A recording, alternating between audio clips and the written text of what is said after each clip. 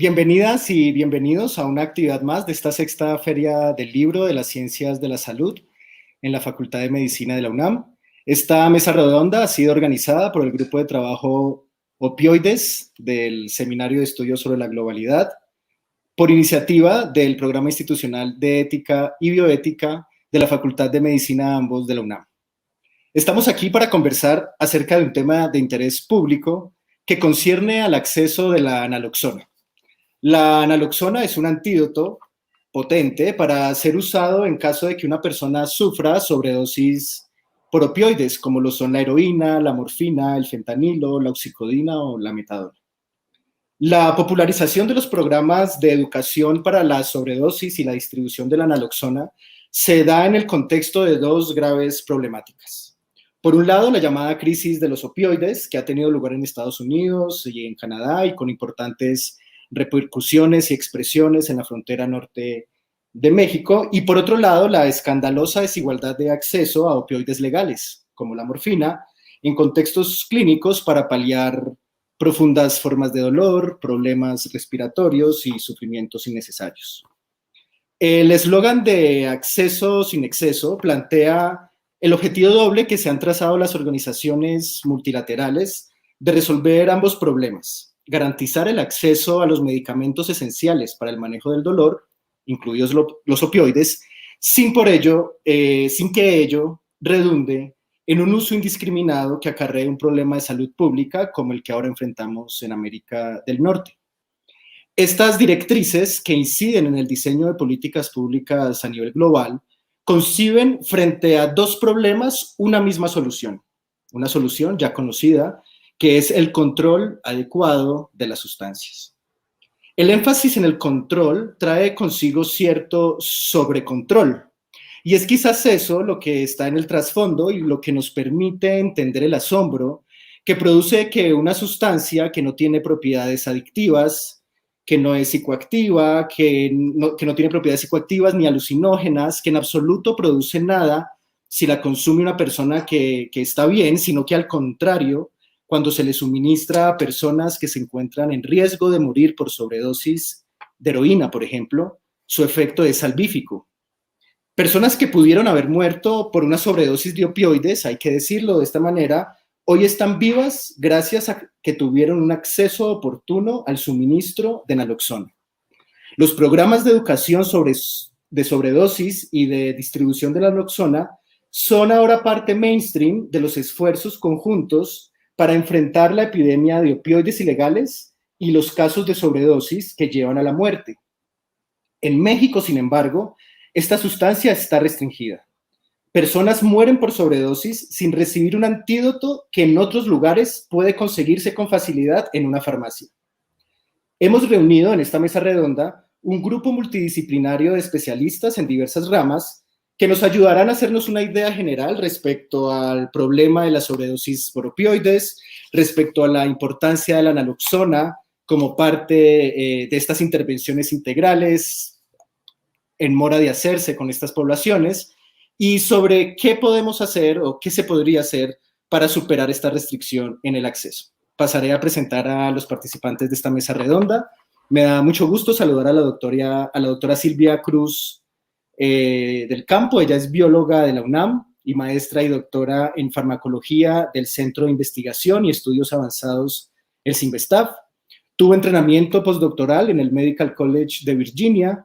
Es investigadora del CINVESTAV, donde explora temas relacionados con los mecanismos de acción de drogas, en particular opioides e inhalables. Es colaboradora en el grupo de opioides del Seminario de Estudios sobre la Globalidad en la UNAM. Gracias. ¿Qué tal, doctora? Bienvenida. Mucho gusto estar aquí. Ahora paso a saludar al maestro Alfredo Camaji. Él es economista con una maestría en seguridad alimentaria y una especialidad en desarrollo económico y social del IPARDES en Brasil. Ha sido director de estudios económicos en la SINACINTRA, director de la Unidad de Estudios Demográficos y Sociales en el Fideicomiso de Estudios Estratégicos sobre la Ciudad de México, profesor de varias asignaturas en la Facultad de Ciencias Políticas y Sociales de la UNAM, asesor del Foro Consultivo de Ciencia y Tecnología y actualmente colaborador del Seminario de Estudios sobre la Globalidad de la Facultad de Medicina de la UNAM. Bienvenido, maestro Camaji. Muchas gracias, David. Y por último, saludo al maestro Raúl Martín del Campo. Él es licenciado en Psicología por la Universidad de Aguascalientes y maestro en Psicología de las Adicciones de la UNAM. De 2013 a 2016 fue director general del Centro Nacional para la Prevención y el Control de las Adicciones en la Secretaría de Salud. En la actualidad es director de planeación del Instituto Nacional de Psiquiatría Ramón de la Fuente Muñiz. Desde el 2016 es miembro experto independiente de la Junta de Fiscalización de Estupefacientes de la Organización de las Naciones Unidas, que es el grupo de expertos que asesora tanto a la ONU como a los países miembros para cumplir los tratados internacionales en materia de drogas. También forma parte del Seminario de Estudios sobre la Globalidad en la Facultad de Medicina de la UNAM. Muchas gracias por estar acá, maestro. David, mucho gusto en saludarte y también a mis compañeros de mesa. Mucho gusto. Bueno, pasaré a formular algunas preguntas a nuestros participantes con el ánimo de contribuir a que el público que nos acompaña se construya un criterio informado sobre estas cuestiones, contribuir a proveer de información veraz, adecuada respecto a estos temas. Y bueno, como contamos con un tiempo limitado, vamos a tener 2 rondas de preguntas donde nuestros participantes tendrán unos 5 minutos para responder. La primera pregunta la quisiera dirigir a Raúl y es la siguiente. Desde esta perspectiva, en estos escenarios internacionales en los que tienes esta participación, pues se ve la imagen muy global y creo que podría ser una buena manera de comenzar. ¿Cómo es esta situación de la sobredosis por opioides a nivel global y cómo también podríamos caracterizarla aquí en México? Muchas gracias. Claro que sí, David. Mira, realmente, como bien tú dices, una de las principales consecuencias por el consumo de sustancias es la posible sobredosis y de hecho, de acuerdo a estudios de la Organización Mundial de la Salud, pues se ha visto que es la segunda causa atribuible de muerte entre aquellos que son usuarios de drogas. La sobredosis por opioides empezó a llamar sobre todo la atención a partir de un fenómeno que empezó a ocurrir en Estados Unidos, cuando empezó a crecer de manera muy importante el número de muertes por sobredosis por medicamentos opioides, debido a pues un mal manejo de políticas públicas de salud sobre una sobreprescripción de opioides médicos como oxicodona o Vicodin, etcétera. Después se empezó a dar una gran cantidad de muertes por sobredosis de heroína y después una tercera ola que le llaman por muertes por fentanilo. De manera tal, pues, que ahorita casi la mitad de las muertes por sobredosis que se dan en el mundo, que son cerca de 170,000 muertes al año, se dan en Estados Unidos. Y de ellas, casi 50,000 de ellas se dan precisamente por los opioides. De hecho, entonces, Estados Unidos viene siendo el que tiene la mayor tasa por 100,000 habitantes, con cerca de 15 muertes por cada 100,000 habitantes al año de muertes por sobredosis, principalmente asociadas con los opioides y con los fentanilos. Las muertes asociadas a fentanilo en Estados Unidos se duplicaron entre el 2010 y el 2019, llegando hasta las 28,000 que hay ahorita. En segundo lugar tenemos Canadá. Canadá tiene una tasa de 11 muertes por cada 100,000 habitantes, son cerca de 4,000 muertes al año en Canadá y también muy asociadas todas con la presencia de fentanilo. Tenemos que recordar pues que en general el fentanilo se utiliza por los cárteles como una sustancia para que ellos puedan tener una mayor ganancia por los opioides que están vendiendo y de hecho, lo que suele suceder es que el usuario de la heroína o de los opioides médicos no sabe que su sustancia está mezclada con fentanilo. El fentanilo puede ser 100 veces más potente que la morfina o 50 veces más potente que la heroína, y hay diferentes variedades de fentanilo. Unas pueden ser como el carfentanilo, la más potente que existe, hasta 10,000 veces más potente que la morfina. Entonces el usuario no sabe esto y entonces cae en sobredosis y muere. El tercer país en el mundo que tiene la más alta tasa de muertes por sobredosis de opioides es Estonia. En Estonia, como sí hay un consumo directo por parte de los usuarios de fentanilo, desde que en los 90 ocurrió en Estonia que hubo una falta de heroína en las calles y la sustituyeron con fentanilo.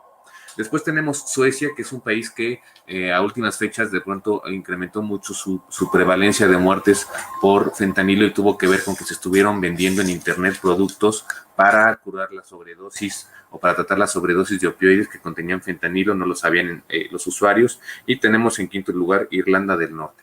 Ahora, yo quiero también hacerles ver que en México, por ejemplo, aunque México ha sido principalmente un país productor de opio y de heroína, no es tanto un país consumidor. Digamos, las prevalencias de consumo de heroína en México son hasta cierto punto bajas. Se estima que hay 100,000 usuarios de drogas inyectables en el país y principalmente se habían estado concentrando en la frontera norte de México. Ya poco a poco los sistemas de información como el CISBEA, que es el Sistema de Información en Adicciones, los Centros de Integración Juvenil, hasta la Encuesta Nacional de Consumo de Alcohol, Tabaco y Drogas, pues ya detectó, por ejemplo, que hay presencia de consumo de heroína en cerca de 17 estados de la República. Y el estudio de nuestros compañeros Clara Fleis, Jorge Villatoro y la doctora Mariana Medina Mora, pues entrevistaron a 600 pacientes en centros de tratamiento que son consumidores de opioides y ahí se pudo notar que cerca del 66% de ellos ya habían tenido alguna sobredosis, entre 1 y 4 sobredosis. Cuando contrastamos esto con lo que se había encontrado en cárceles de México hace 20 años, nos damos cuenta de que creció muchísimo la prevalencia de sobredosis por opioides. En el estudio de hace 20 años en cárceles era de menos del 20% de los usuarios. Así es que, obviamente también se detectaron trazas de fentanilo en muestras de heroína en la frontera norte de México y también obviamente, como está pasando en Estados Unidos, en muestras de cristal. Y ya con esto cierro. El problema ahora con el fentanilo también es que, por ejemplo, en Estados Unidos y ya en otros países se ha detectado que los cárteles ya están cortando la cocaína y la metanfetamina tipo cristal también con fentanilo, de manera tal que en Estados Unidos, aunque se ha logrado contener un poco las muertes por sobredosis de opioides médicos o de heroína, ahora el porcentaje de muertes de sobredosis asociadas con fentanilo está incrementándose de manera muy, muy importante. Muy bien, muchas gracias por esa respuesta. El panorama que muestras es muy interesante y se ve cómo diferentes sociedades se ven afectadas de diferentes maneras por este problema. Y esto es, digamos, a nivel social. Y ahorita quisiera pasar con la doctora Silvia Cruz. Ella viene de la biología, es farmacóloga y creo que podría ser muy interesante, muy importante su perspectiva desde las situaciones orgánicas que vive la persona que muere, que se acerca al riesgo de muerte por una sobredosis. Y entonces mi pregunta para Silvia sería, ¿qué pasa en el cuerpo de una persona que experimenta una sobredosis? ¿Qué pasa allí? ¿Qué es lo que sucede en el cuerpo con los opioides y qué podría ser la naloxona en ese caso? Gracias, doctora. Sí, al contrario, pues básicamente lo que sucede es que los opioides tienen un efecto de inhibición de la función de las diferentes neuronas del organismo. Las neuronas que tienen receptores para que ahí se unan las moléculas de heroína, por ejemplo, o de fentanilo o de cualquier otro opioide, son moléculas que tienen lo que le llamamos una muy grande afinidad. Entonces podemos hablar de que fuera un imán que atrae a las moléculas de la sustancia que llega de la droga. Y entonces esa neurona que tienen los receptores empieza a funcionar de manera más lenta. Es una neurona que tiene menos respuesta, menos mecanismo, menos potenciales de acción, porque está, digamos, funcionando en un modo muy lento. Y eso sucede en todas las neuronas del organismo. Por eso, por ejemplo, quitan el dolor, porque la transmisión de un impulso doloroso está apagada y por eso quitan la tos y por eso tienen muchos de los efectos que se conocen o tienen efectos para prevenir, por ejemplo, el movimiento gastrointestinal y pueden ser antidiarreicos.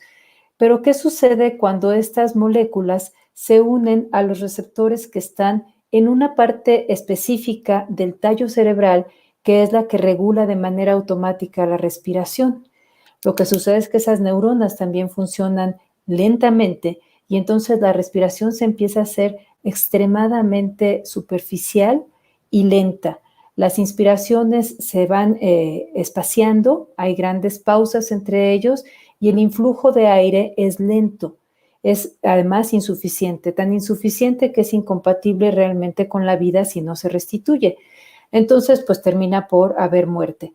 La depresión respiratoria se manifiesta en las personas que pueden estar cayendo en sobredosis porque primero se ponen más pálidas, empiezan a tener dificultades para hablar, empiezan a tener dificultades para caminar, para moverse. Después la debilidad muscular es tal que se doblan, dicen, se caen, ya no se pueden tener en pie, tampoco pueden hablar. La palidez del cuerpo se va convirtiendo en que se van poniendo azulosos porque no tienen suficiente oxigenación. Con esta respiración lenta y sumamente superficial, pues lo que puede terminar por pasar es que el corazón se pare, porque ya básicamente no hay suministro de oxígeno. También puede haber vómito. Se ve, es para cuando una persona cae en sobredosis y está con compañeros, pues ellos pueden notar inmediatamente esta falta de reactividad y caer en este letargo y en esta incapacidad de comunicarse. Y bueno, es el momento de actuar, es el momento de tratar de sacar de esos receptores donde está ubicada la morfina, el fentanilo o cualquier otro opioide, porque todos se unen al mismo subtipo de receptor. Es el momento de tratar de sacarlos del organismo para que las neuronas que están controlando la respiración vuelvan a tener control de esa zona y la persona respire a un buen nivel, con la frecuencia adecuada y pueda oxigenarse y recuperarse. Si esto no se hace, pues la persona muere. Muy bien, muchas gracias, Silvia, por esa imagen tan detallada y tan clara de la forma en la que ocurre la sobredosis. Y pues bueno, estamos aquí hablando de un antídoto, de algo que puede revertir esto de lo que nos habla la doctora Cruz, y es que existe un antídoto que es la naloxona. La naloxona puede revertir esto que está sucediendo en la persona cuando experimenta una sobredosis, pero resulta que las personas no tienen acceso a ella y no tienen acceso debido a cómo está formulado el marco legal que lo restringe. Entonces, mi pregunta para el maestro Kamaji sería esa: ¿por qué las personas que necesitan naloxona no tienen acceso a ella? ¿Cómo está dado este marco? ¿Cómo entender este marco? Muchas gracias. Muchas gracias, David. Saludo también a mis compañeros de mesa. Y bueno, habría que hacer una precisión primero, David. No tienen acceso en México. En la mayor parte de los países sí tienen acceso. Y la pregunta de por qué no tienen acceso en México, yo la dividiría en tres partes. Primero, porque la ley vigente que clasifica a la naloxona como una sustancia prohibida, es una ley muy vieja que deviene de 1995 y es un planteamiento que en esos años se basaba en la idea de que la naloxona es un opioide porque se deriva de un compuesto que está presente en el opio, que es la tebaína. Pero en ese momento yo creo que no quedaba lo suficientemente claro que no es una sustancia psicotrópica, la naloxona, porque no produce alteraciones en el sistema nervioso central. Lejos de eso, es un antagonista opioide, es decir, no tiene efecto por sí mismo, sino que bloquea y contrarresta las acciones de los opioides como la morfina, la heroína, la oxicodona, el fentanilo y sus derivados. Y esta es la razón por la que la naloxona no tiene la calidad de psicotrópico. La tebaína fue descubierta por Pierre-Joseph Pelletier en 1833 y su estructura fue aclarada por Clement Schoft. El nombre deriva de la ciudad egipcia de Tebas, que desde la antigüedad comerciaba con el opio, y en los siglos XVIII y XIX se convirtió en un gran centro de comercio. Entonces, la tebaína es uno de los numerosos alcaloides que están presentes en el opio y es químicamente similar a la codeína y a la morfina, y también puede usarse para producir productos que son tóxicos. Y yo creo que en ese momento, en el año 95, no estaba lo suficientemente claro que la naloxona es un antagonista puro, y que si bien deviene de la tebaína, a diferencia de otros productos que también devienen de la tebaína, no es una sustancia psicotrópica. Este planteamiento permitió que muchos otros países en el mundo desclasificaran la naloxona y la utilicen muy ampliamente en el manejo de la sobredosis. Por ejemplo, en los Estados Unidos, la naloxona se utiliza muy ampliamente en la mayoría de los centros de salud, en los hospitales y servicios de emergencia. Incluso es un medicamento que está disponible sin receta médica, porque ha mostrado que tiene una gran eficiencia. Entonces, yo diría que lo que sucede con la naloxona es que su referencia es muy antigua, es de 1995. También estuve viendo qué pasa con los efectos secundarios de la naloxona, y varios estudios muestran que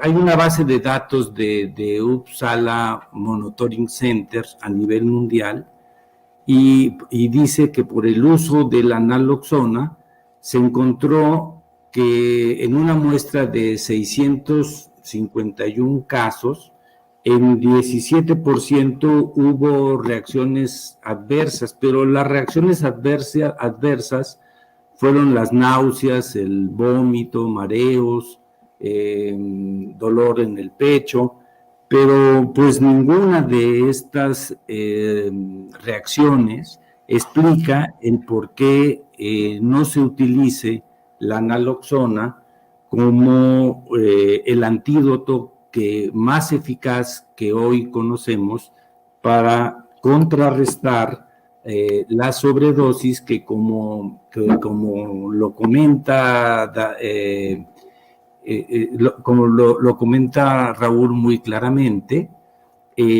pues según la Organización Mundial de la Salud, hay 500,000 de muertes están relacionados con el consumo de drogas a nivel mundial, y el 70% de esas muertes se relacionan con el consumo de opioides.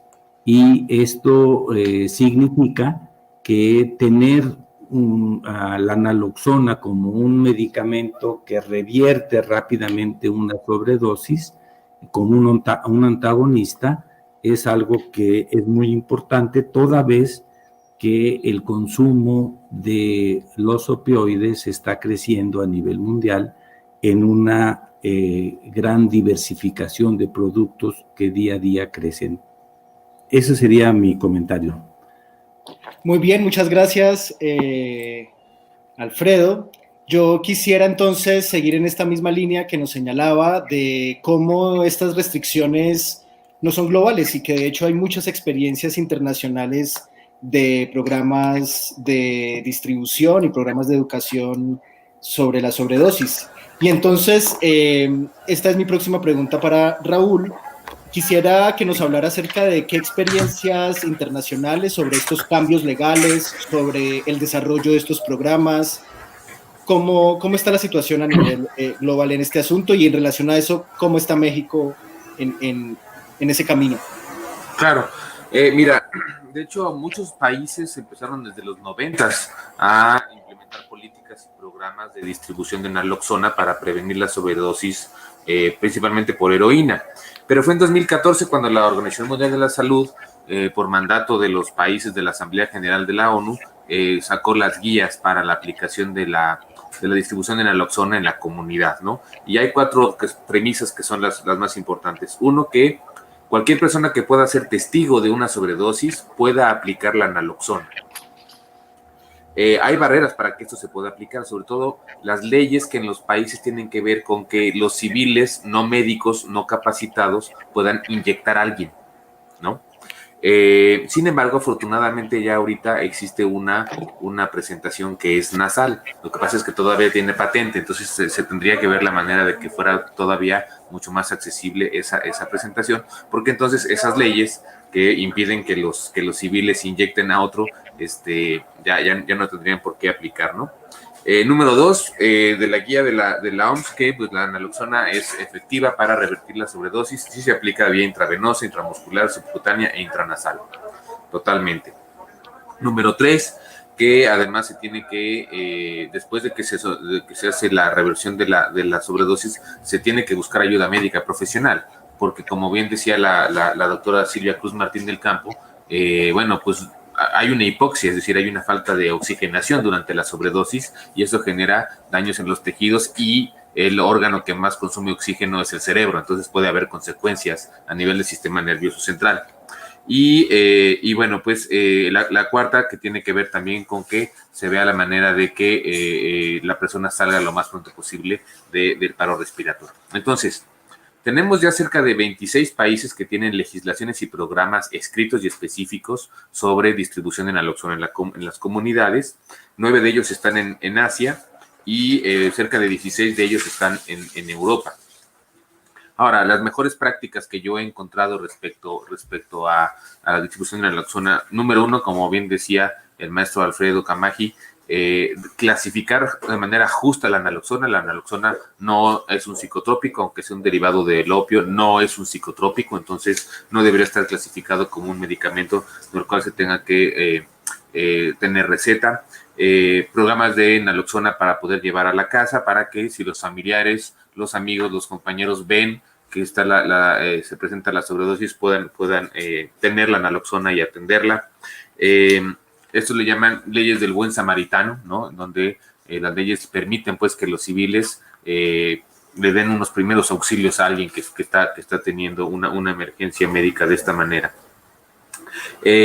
Obviamente que los sistemas de urgencias de las comunidades tengan naloxona y tengan manera de poderla aplicar. En México todavía ni siquiera los sistemas de emergencia de las ciudades donde hay más consumidores de heroína en México tienen a veces suficiente naloxona. A veces se las tienen que dar las ONGs que las consiguen de Estados Unidos a los servicios de urgencias.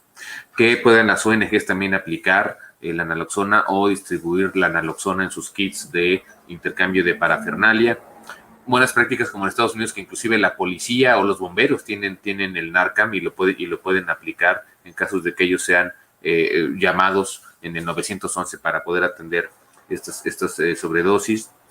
Hay países, Australia, Estados Unidos, otros países europeos, en donde hay una subvención del gobierno para que el medicamento salga más barato o inclusive se regale por parte del gobierno.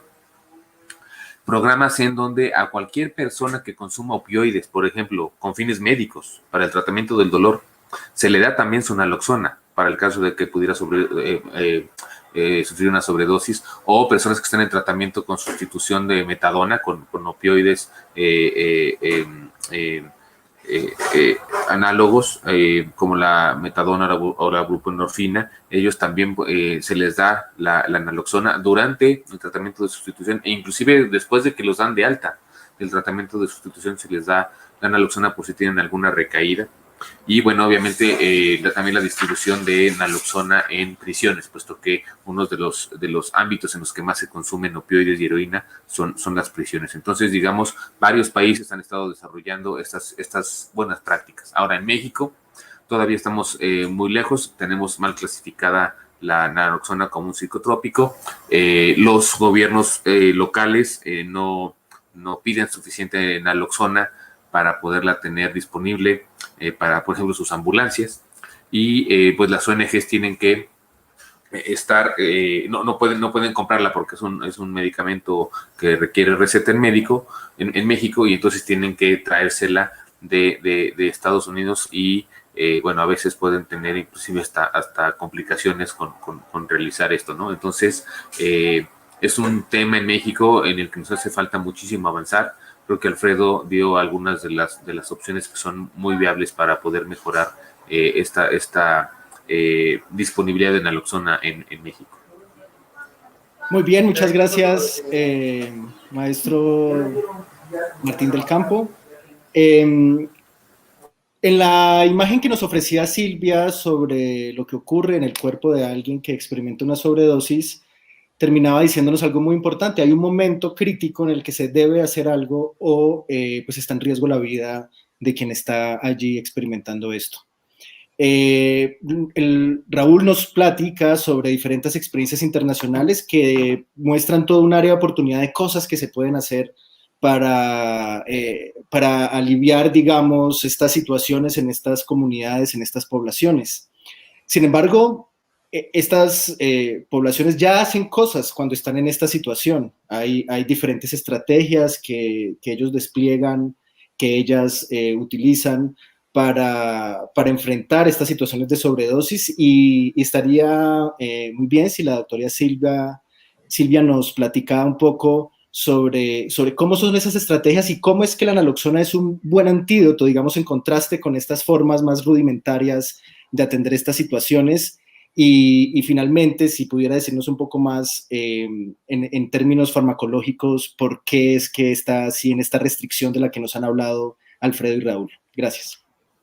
Sí, lo que yo les comentaba de que los opioides, digamos heroína, morfina, fentanilo, oxicodona, todos estos llegan y se unen a receptores específicos, sitios de acción dentro de partes del cerebro muy sensibles, que son las del tallo cerebral que controlan la respiración. Bueno, pues evidentemente la mejor forma de que esto se pueda revertir es dar algo que tenga lo que le llamamos afinidad, o sea, que también como si fuera un imán lo atrapen los receptores, pero que no tenga efecto, que no sea capaz de hacer nada. Y eso es a lo que le llamamos un antagonista en farmacología. La naloxona es un antagonista que lo que hace es que tiene mayor afinidad que los opioides que tienen efectos, digamos, analgésicos, euforizantes, que los que sí son psicotrópicos, y por tener mayor afinidad por los receptores, se une a ellos y desplaza a la morfina. Esto es evidentemente el mecanismo científico para revertir una dosis, es el antídoto perfecto. Cuando las personas tienen una adicción y han estado tomando, van a tener lo que se llama síndrome de abstinencia, que es la sensación desagradable derivada de que salgan los opioides del receptor, que es un precio chico de unos 30 a 45 minutos que hay que atender a la persona y acompañarla, comparado a morir, evidentemente. Pero en efecto, lo que decían mis compañeros anteriormente, si ustedes dan naloxona a una persona que no tiene opioides, no le hace nada. Por eso se llama antagonista, es el antídoto por excelencia. Cuando no hay, y esto es una situación trágica, porque desde hace muchos años se sabe que la naloxona es el antídoto ideal, y en México muchas veces no hay porque no se puede conseguir, porque está malamente clasificado como psicotrópico, pues las personas recurren a lo que pueden. Al ver que su compañero puede estar con dificultades para respirar y poco responsivo, lo golpean, le ponen hielo para que esto le haga reaccionar, y no es poco, pues, o sea, son fuertes golpes, son llenarlo el cuerpo de hielo, y luego lo que hacen es que corren a preparar una solución de agua con sal muy concentrada. Ponen un poquito de una cucharadita, media cucharadita de sal en una cantidad muy chiquitita de agua, a través de un algodón la filtran y la recuperan con la misma jeringa que se inyectan normalmente la heroína, y se inyectan la sal, que es un mecanismo que tiene pues realmente muy poquitas posibilidades de tener un efecto, sobre todo comparado con la naloxona. Logra la sal de alguna manera que la morfina, la heroína, el fentanilo, todos ellos tengan un poquito menos de afinidad por el receptor, pero no compite con él. Entonces, lo más que puede hacer es que de alguna manera tarden más en morir, y mientras los golpean y les ponen hielos y hacen lo que pueden por salvarlos, pues probablemente dé un poquito más de tiempo de intervención. Pero por otro lado, pues no es bueno tener esa cantidad de sal, y desde luego es, por decirlo de alguna manera, una gestión de riesgo pues muy rudimentaria, que no se compara en absoluto con lo que sabemos que funciona y que no los lleva a tener golpes y sentirse sumamente mal después, si es que logran revertir la sobredosis o evitar que la sobredosis sea mortal. La naloxona es la opción. Estructuralmente se parece mucho a la morfina, y de hecho cuando la encontraron fue una gran sorpresa, porque tiene una estructura básica muy similar. Y yo creo que de ahí viene parte de la confusión de decir, es opiáceo, se deriva del opio y tiene una estructura muy parecida, entonces ha de ser peligroso y vamos a ponerlo en la Ley General de Salud como dentro de los psicotrópicos. No lo es el mejor antídoto que existe, y yo diría que es urgente, porque este problema de la crisis de los opioides va bajando. No es nada más de Estados Unidos, ya lo tenemos en la frontera norte. Muy bien, muchas gracias, doctora Silvia Cruz, por su respuesta. Tenemos entonces un panorama en el que vemos cómo es muy importante para la integridad física, biológica, psicológica de estas personas, de estas comunidades, pero también sabemos que tiene y que las comunidades lo están esperando justamente porque va a contribuir con un impacto social muy positivo. Y entonces mi pregunta ahora, digamos que siendo la pregunta de cierre de esta mesa, es un poco la pregunta por la esperanza o por el pesimismo, y es para el maestro Kamaji. Quisiera preguntarle, digamos, ¿qué avances se pueden hacer en esta dirección para reclasificar esta sustancia? ¿Qué tan difícil es que esto se logre en México? ¿Cómo ve, digamos, desde esta perspectiva? Gracias. Gracias, David. Bueno, distintas organizaciones de la sociedad civil que trabajan con usuarios de opioides, y también estudiosos, como es el caso del Seminario de Estudios sobre la Globalidad en el área de opioides, se han acercado a los legisladores para hacer notar que la naloxona es el antídoto ideal para atacar la sobredosis, que no causa adicción, que esta es otra cuestión fundamental. Y afortunadamente tuvimos eco, y el senador Ricardo Monreal, el 17 de febrero, presentó una iniciativa con proyecto de decreto para reformar la fracción cuarta del artículo 245 de la Ley General de Salud en materia de atención a casos de sobredosis. Esta iniciativa desclasificaría la naloxona como una sustancia psicotrópica o desclasifica, y en este momento está sometida a la opinión de las comisiones de estudios legislativos segunda y la Comisión de Salud de la Cámara de Senadores, y estas comisiones deberán dictaminarla, esperamos que en el próximo periodo de sesiones que inicie en septiembre, y creo que hay un ambiente propicio para que pueda ser aprobada y subida al Pleno. También hemos platicado con distintos senadores de diferentes grupos, y cada vez hay más consenso de que esta situación así debería ser. Nosotros confiamos que en este próximo periodo de sesiones, que inicia en septiembre y termina en diciembre, pueda pasar por ambas cámaras y podamos tener disponible la naloxona para atender los casos de sobredosis que, como señala Silvia muy claramente, es un problema que está creciendo, el consumo de opioides y sobre todo de opioides sintéticos, y creo yo que es muy importante que nuestro país tenga este antídoto disponible, y yo soy optimista. Creo que iniciaremos el 2022 con la posibilidad de disponer de la naloxona. Muchas gracias, David, por la invitación y por la oportunidad de compartir estas ideas con el público y mis compañeros. Muchas gracias. Inicios del 2022 es realmente optimista. Suena muy bien ese panorama que nos presenta.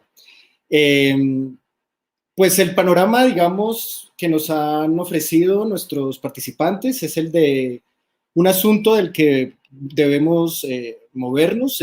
Como sociedad estamos en mora de garantizar la salvaguarda de los derechos a la salud y al bienestar de la ciudadanía en general, y estos sectores de la población que necesitarían y que se verían ampliamente beneficiados del acceso libre a la naloxona, pues son una población frente a la que hay que responder. No solamente sirve como tener allí invisibilizado, es un dolor, son sufrimientos y son muertes que por supuesto valen, son muertes que se pueden evitar, lo sabemos por la experiencia, como decía el maestro Martín del Campo, en 26 países, y bueno que hay también mucho identificado por hacer y por recorrer hacia adelante para resolver esta situación, digamos, que puede ser resuelta. Si les parece bien y si hay alguien que quisiera cerrar con un breve comentario esta mesa redonda, me daría mucho gusto si alguien quiere animarse a hacer un comentario final. Por favor. Gracias, David. Mira, yo creo que el tema del consumo de opioides en México es un tema totalmente invisibilizado y al que no se le quiere prestar atención. Se considera que son muy pocos usuarios, además de todo el estigma y toda la discriminación que cualquier usuario de drogas tiene. Pero creo que estamos justamente en los tiempos en los que estas poblaciones son las que más nos importan ahora, para poderlas apoyar y ayudar. Entonces, no es un tema menor, es un tema que el acceso de naloxona se podría resolver de maneras no tan difíciles, no tan complicadas. El tema es nada más encontrar voluntades que nos ayuden a poder desatorarlo y sensibilizar a la población y a la gente respecto a lo importante que qué es esto, porque al final del día estamos hablando de salvar vidas. Así es, muchas gracias. Me parece que esa es una excelente frase para cerrar esta mesa redonda. Se trata de salvar vidas porque sabemos cómo hacerlo, es una cuestión de organizarnos mejor. Muchas gracias, maestro Raúl Martín del Campo, maestro Camagi, doctora Silvia Cruz. Muchas gracias a las personas que nos vieron y que nos acompañaron en esta mesa redonda. Les invitamos a seguir participando de las actividades de esta sexta Feria del Libro de las Ciencias de la Salud en la Facultad de Medicina de la UNAM, y hasta la próxima. Hasta luego. Gracias, felicidades.